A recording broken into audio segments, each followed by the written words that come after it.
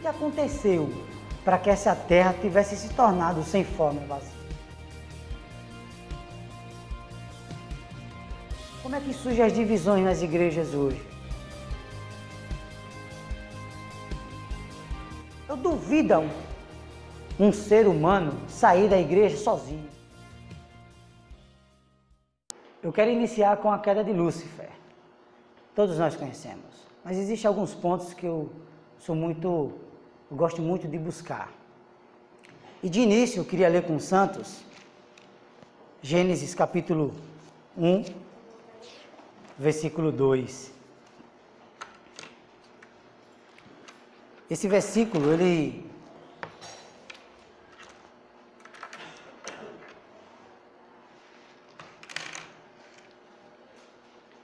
A terra,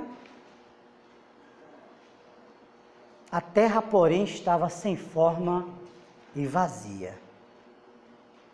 Havia trevas sobre a face do abismo, e o Espírito de Deus pairava por sobre as águas. Quando eu leio esse versículo, a gente pulou e diz que no princípio Deus criou. A gente consegue ver aqui algo assim que não bate muito bem, que é a questão do versículo 1 com o versículo 2. É como se Deus tivesse criado a terra sem forma e vazia. Obrigado, meu amado. Me permita, onde que eu coloco aqui?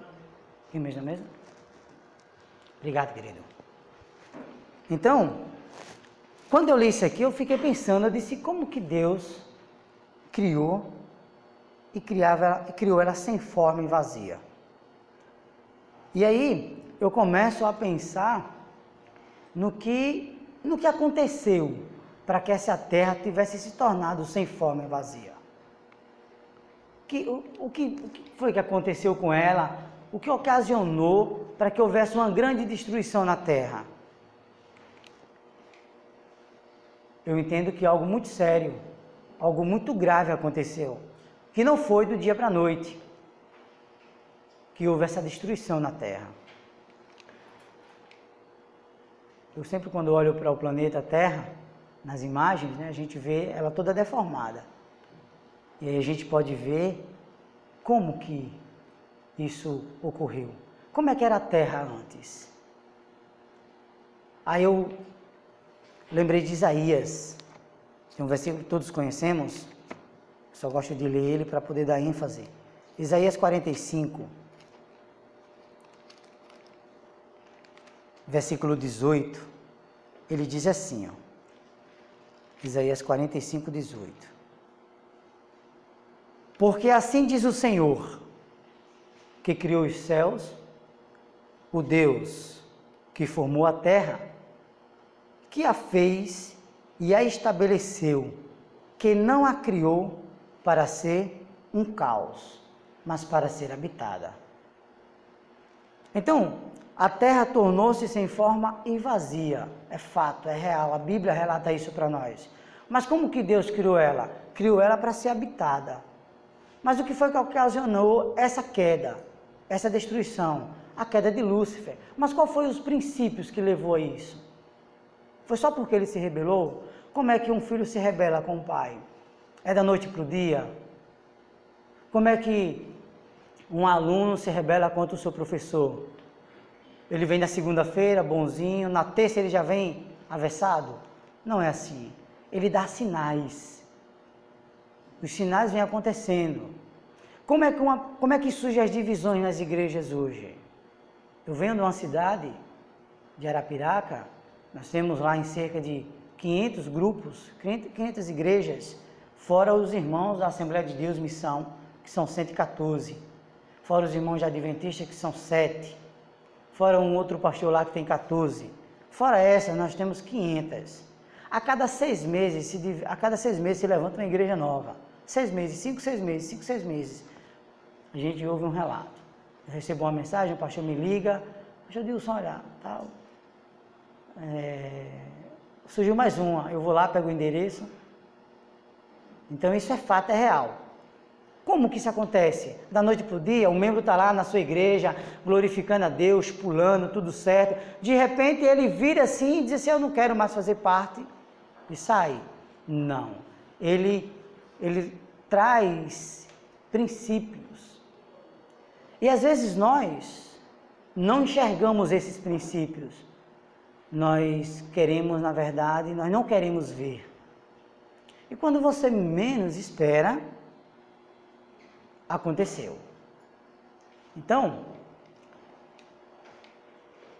eu trouxe esse homem aqui, nessa pose radical, essa pose aqui de orgulho. Eu sou. E eu queria ler com você Ezequiel 28. Todos nós também conhecemos, mas como eu falei, eu gosto de dar ênfase em alguns pontos.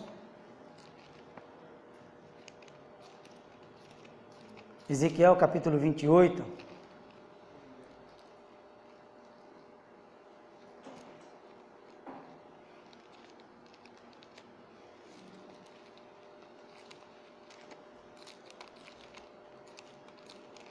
Versículo 12, na parte B, ele diz assim: assim diz o Senhor Deus, tu és o sinete da perfeição, cheio de sabedoria e formosura.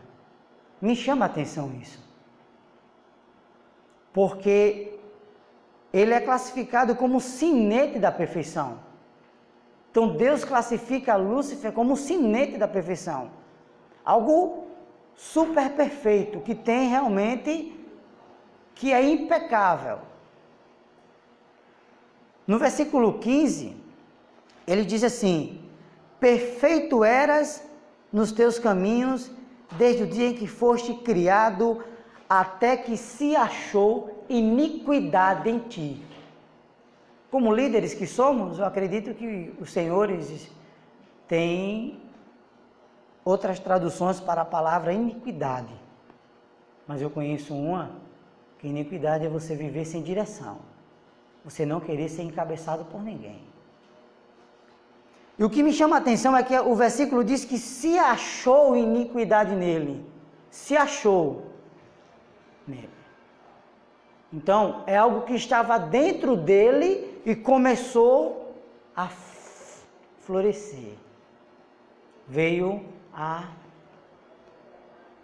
ser aberto.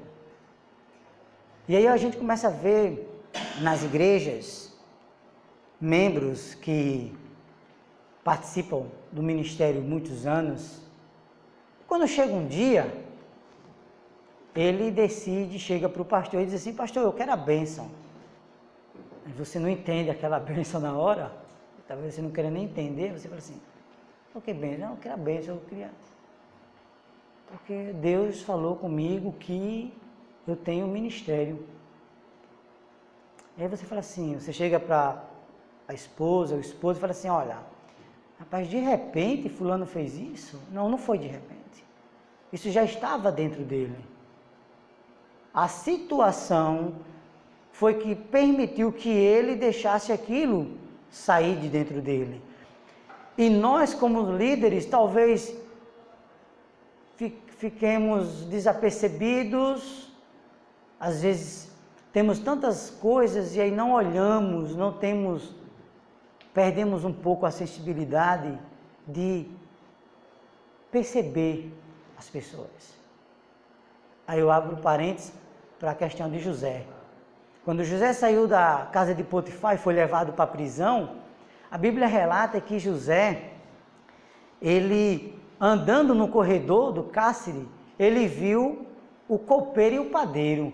E o que me chama a atenção é que ele identificou a condição do padeiro e do copeiro. Ele foi passando e quando ele viu, ele disse assim: por que é que tu estás com o semblante caído? Então isso mostra o perfil de José como líder. Ele identificava. Então eu acredito que nós precisamos trabalhar esse perfil de estar identificando as pessoas. Identificando.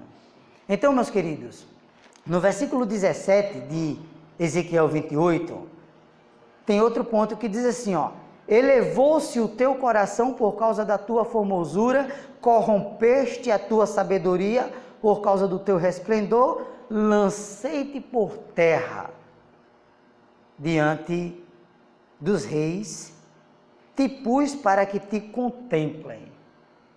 Então eu trouxe esses 3 versículos para mostrar para nós que para poder Lúcifer cair, houve um princípio. Para haver uma divisão numa igreja, há uma quebra de princípio. Existe sentimentos lançados, as pessoas vão soltando. Em todas as igrejas, existem jovens, homens, que têm vários dons. Tem um perfil de tocar o violão, de cantar, de ficar na portaria, de limpar a igreja. Se você deixar, ele faz tudo. Ele bate o escanteio e ainda vai para a área para cabecear. Então, em toda igreja tem isso. Esses princípios aí, ele já está a caminho de uma rebelião futura. Porque chega um ponto que ele não consegue mais se submeter. Aí a iniquidade, como eu falei anteriormente, que é um sentimento de não ser encabeçado, começa a surgir. Fala assim, mas peraí, eu faço isso, eu faço aquilo. E por quê? Eu agora vou ter que me submeter. Porque eu preciso me submeter agora. Então, o ponto é trabalhar isso dentro de nós. É trabalhar isso dentro do seu líder, do seu liderado.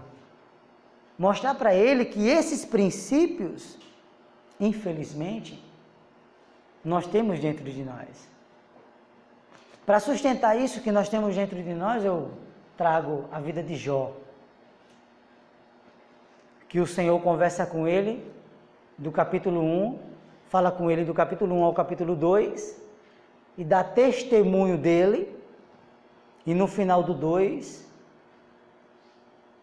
ele é acometido por uma enfermidade, aí tudo bem, suporta, perde os filhos, tudo beleza. Financeiro, eu costumo dizer que nós, como seres humanos, nós suportamos a perda do dinheiro, as enfermidades, a perda do ente querido. Isso nós tiramos de letra. Agora, algo que é difícil de nós conseguirmos lidar é quando acontece conosco o que aconteceu com Jó. Quando os amigos saíram para visitar Jó, que olharam de longe e viram ele, e a Bíblia relata que eles passaram 7 dias só vendo de longe, meio, e chegou e ficaram ali sem falar nada com Jó. E quando começou a falar, foi dizendo assim, você está passando por isso porque você fez alguma coisa. Jó, automaticamente, que isso é humano, disse, eu não fiz nada, eu sou justo, eu sou o cara. E a Bíblia relata no livro de Jó, que o Senhor se silencia do capítulo 3 até o capítulo 38, sem falar com Jó. E quando o Senhor volta a falar com Jó, é no capítulo 38 que diz assim, onde estavas tu? Quem és tu para falar assim? Não quem és tu, né? Não é que essa... Mas onde estava tu quando eu firmei os fundamentos da terra? Me dize se é que tu sabes. E o Senhor começa a relatar. No capítulo 40 para fechar com o que eu acabei de falar, que isso está dentro de nós, o Senhor diz assim no versículo 14, 15, eu quero que você contemple o hipopótamo que eu criei contigo, dentro de você. Dentro de nós, senhores e senhora, né, está aqui conosco, dentro de nós existe a figura de um animal chamado hipopótamo, do hipopótamo. E eu fui pesquisar o que era esse hipopótamo. Que animal é esse? É o animal que mais mata na África. Mais mata. Ele fica submerso. Fica só com o narizinho de fora. Mas quando ele sai, Ele é um monstro. Vamos trazer para nós. Nós ficamos bem quietinhos, mas quando mexe conosco, nós saímos. Então isso está dentro de nós. Então Jó, quando começou a contestar com o Senhor, que o Senhor retornou a falar com ele, o Senhor disse assim: eu quero que você contemple o hipopótamo que eu criei com você. Então nós temos essa natureza. Agora essa natureza precisa ser trabalhada. Ela precisa voltar a ser dependente de Deus, a depender de Deus. Essa natureza precisa ser escrava do Espírito. Ela precisa ser escrava do Espírito. As igrejas hoje, assim como as famílias, elas sofrem por causa da rebelião, por causa da rebeldia, por causa dos princípios quebrados. Os orgulhos vão surgindo, a desobediência vai surgindo e nós não conseguimos saber como lidar. E aí, o Salmo diz que um abismo leva a outro abismo. Então, quando eu não sei, quando eu perco a forma de conduzir as coisas, a tendência que tem vai ser cair sempre em outro abismo. Então, a terra tornou-se sem forma e vazia por causa desses princípios quebrados. Foi por isso que o Senhor jogou ele por terra. Porque dentro do seu interior tinha orgulho, tinha soberba, ele achava que ele era o cara, ele achava que ele não precisava mais se submeter a Deus. No livro de Isaías, capítulo 14, serei breve no meu comentário, ele fala que tem 5 eus. Não sei se os senhores já viram, mas acredito que sim. Do versículo 14, do 14, do 12 ao 15, Lúcifer, quando fala, ele diz assim: eu subirei, eu serei, me assentarei. Então ele sempre fala na primeira pessoa do singular, se colocando ele como a pessoa. E ele fala 5 vezes isso. E após ele falar 5 vezes, no versículo 15, o Senhor lança ele por terra. Então olha o perigo que tem o nosso eu. Olha o perigo que tem quando você lança algo para a igreja e um membro diz assim: eu faço. Não, eu faço. E eu queria alguém para abrir a igreja amanhã, eu abro. Queria alguém para abrir o culto, eu abro também o culto. E para tocar isso, não, se o senhor quiser eu toco também. Mas eu queria passar um pano lá no banheiro, eu faço também, se o senhor quiser. E para evangelizar, eu também estou dentro, se quiser me chamar, eu estou dentro. Então ele começa a achar que ele é a última Coca-Cola do deserto, ele acha que ele está completo. Então o eu, ele é um problema muito sério. Ele é um problema muito sério. Então foi por isso que a desordem e a confusão substituíram a harmonia, a paz e a justiça. E aí é lançado e acaba-se a paz. É possível que a queda não tenha sido repentina. Ele, no livro de Isaías, eu queria ler com vocês, capítulo 14, olha a forma de falar desse querubim. Assim, ó: tu dizias no teu coração. 2 pontos. Isaías 14, 13. Tu dizias no teu coração. Então isso mostra que o sentimento de Lúcifer não foi algo da noite para o dia, era algo que ele vinha martelando no seu interior, ele vinha martelando devagarinho. E a continuação diz assim, ó: eu subirei, é o primeiro eu aqui. Eu subirei ao céu. Acima das estrelas de Deus, exaltarei o meu trono. Segundo, na primeira pessoa do singular. E no monte da congregação me assentarei. O segundo eu, na primeira pessoa do singular. Terceiro, na extremidade do norte subirei. Ele não quer subir com outros, ele quer subir sozinho. Subirei acima. Acima das mais altas nuvens, e serei semelhante ao Altíssimo. Os 5 eu, o resultado foi, no versículo 15, Contudo, tu serás precipitado para o reino dos mortos, no mais profundo do abismo. Então, a queda dele não foi repentina, como eu falei aqui no início. Todas as rebeliões que acontecem hoje, cristãs, não acontecem do dia para a noite. É porque o membro se achou. E eu vou ser sincero com os senhores. Aqui não acontece isso não, aqui em Marcel não acontece isso, mas onde eu moro, acontece. Os pastores fazem congressos e convidam os pastores para pregar, e os pastores vêm trazendo aquela palavra profética, e essa profecia que eles vêm trazendo é sempre assim, ó, para a igreja, né? Ele aponta, ele escolhe alguém assim na igreja, ele escolhe alguém assim e fala assim, você, Deus está dizendo que tem um povo para lhe dar. E parece, rapaz, que ele já acerta na pessoa que tem aquele sentimento interior, que já está dizendo assim, tu dizias no teu coração. Meses depois, o camarada chega para o pastor assim, pastor, eu quero a bênção do Senhor. Então, amados, esse princípio aqui, quebrado, da submissão, essa questão de despertar o ego, o eu, isso é muito perigoso. E ele diz assim, ó, que assim despertou o eu, o ego, contudo, como uma outra fonte de autoridade. Então, o ego passou a ser uma outra fonte de autoridade na vida de Lúcifer, que ele não era mais submisso, ele não queria mais se submeter a Deus, e aí ele disse, não, agora aqui é comigo, eu não preciso mais. Aí ele disse assim, agora eu vou criar uma estratégia, porque sozinho não dá. Sozinho você não vai para canto nenhum. Aí eu trouxe essa imagem aqui.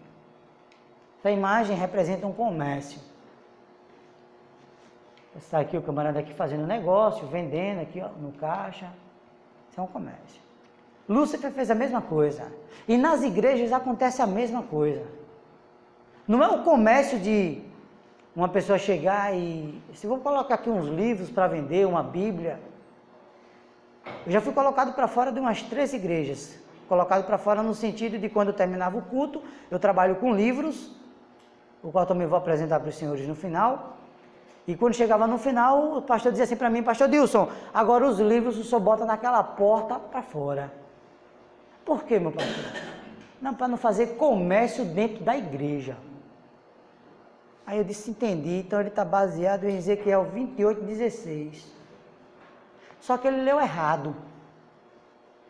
Porque o comércio que a Bíblia fala, que Lúcifer fez, é o comércio do membro não gostar do seu pastor, não se submeter mais, e ele começa a vender a imagem dele para o vizinho. Termina o culto, ele fala assim, você está vendo para o pastor? Eu não fazia o negócio daquele. Eu não fazia. Olha, é por isso que eu não quero ser pastor. Porque eu não tomava uma decisão dessa. Aí no livro de Ezequiel, quero voltar para lá novamente, mas os santos fiquem à vontade se voltam ou não. Serei breve aqui no capítulo 28, no versículo 16. Olha que coisa. Na multiplicação do teu comércio, 28:16 de Ezequiel. Na multiplicação, ou seja, ele fazia isso, meu amigo, várias vezes. Eu fico até imaginando a cena, sabe? Como se Deus chegasse para conversar com ele, alguma coisa, aí depois que ele ouvia, ele chegava para os anjos e dizia assim, eu não concordo com isso, rapaz. Eu não concordo com isso. Eu não sei por que a esposa do pastor faz isso. Eu não sei por que a pastora faz aquilo. E o marido dela? E o filho deles? Por que faz aquilo? Eu não concordo. Aí o anjo estava do lado, começou assim, rapaz, eu não tinha visto isso não, mas agora eu estou vendo. Qual foi o resultado disso? Ele comprou. Simples assim. Mas o pastor me pediu para vender os livros do lado de fora da igreja, porque não podia fazer o comércio dentro. Então, essa artimanha, esse modo operacional do comércio é maligno. E é um princípio de Satanás. Lembra de Mateus 4, quando o Senhor foi levado lá para o monte? O que foi que ele fez com o Senhor? Satanás chegou aqui, olhou para o horizonte, assim, né, para o descampinado, disse: está vendo esses reinos aqui? Tudo eu te dou, se prostrado me adorares. Isso é o quê? Comércio. É uma troca. Comércio implica sim numa troca. Eu te dou algo e você me dá algo. Quando as pessoas vêm visitar as igrejas e começam a trazer essas profecias, ou então os membros são despertados nesse comércio, o que é que eles fazem assim, ó? Paz, eu não concordo com o meu pastor nisso. Só que ele faz de uma forma tão sutil que ele sai vendendo a mercadoria dele, fazendo marketing multinível. Ele começa a fazer a cadeia dele de cliente. Quando ele sai, ele já está com a pirâmide dele formada. Eu duvido um ser humano sair da igreja sozinho. Ele sempre traz outros com ele. Porque para ele é mais fácil dividir o povo de Deus do que ele se submeter à autoridade representativa de Deus. Olha a coisa maligna que existe no nosso meio. Veja se isso não vem das profundezas lá do Canela de Itaboca. É terrível, meus amados. São princípios quebrados que vêm. Eu saio, mas eu não quero sair só. Então esse é o modo operacional, é o comércio. O modo operacional é o comércio prometendo dar os reinos do mundo em troca, exigia submissão. Eu já ouvi, não estou falando para vocês do que me contaram, eu já ouvi pregadores e pregar nas igrejas a qual eu estava lá visitando, e após ele terminar, ele ficava conversando com os membros assim: tu faz o que aqui? Aí ele disse assim: eu sou porteiro aqui. Rapaz, um homem na sua postura dava para ser um presbítero na minha igreja. Olha a loucura, em que mundo nós chegamos. Então, eles começam a vender o seu peixe para que as pessoas comprem, para que os seus liderados comprem. E deixa eu falar uma coisa, todos nós sabemos disso, os senhores sabem disso. A cada 100 membros, 70%, 60% talvez tenham um certo dissabor com você, mas eles ficam, sabe por quê? Por causa da palavra. Porque eles veem verdade naquilo que sai do seu coração. Agora, talvez algumas ações suas, talvez não agrade a 100%, talvez não agrada a 100%, mas eles permanecem com você. Mas o que é que o inimigo faz? Ele envia os seus comerciantes para quê? Para se filtrar ali, causar um dano, porque é assim as táticas militares. Como é que um exército destruía outro exército? Um país destrói outro país. Ele pega guerrilheiros deles, envia para outro país, disfarçado, se infiltra no país e começa a disseminar o país. Daqui a pouco o país todinho entra em confusão. Sabe aquela situação que você está na igreja e de repente fala assim: rapaz, não sei o que está acontecendo, mas esses últimos meses está uma confusão, está um negócio sério, a igreja é um problema, uma família ali, outra aqui o que é? Alguém veio de fora, entrou e você ficou aqui, vendo assim a morte da bezerra. Eita, rapaz, quando você menos espera já está tudo. Por quê? Porque a outra característica de Satanás é causar intrigas. Aí ele faz isso aqui, um membro fala para o outro e o outro tem esse ouvido aqui, alargado. Aí já sai assim. Aí entra no Provérbios 6, versículo do 6, um negócio assim, né? Que diz assim: 6 coisas aborrece o Senhor, e a 7ª ele abomina.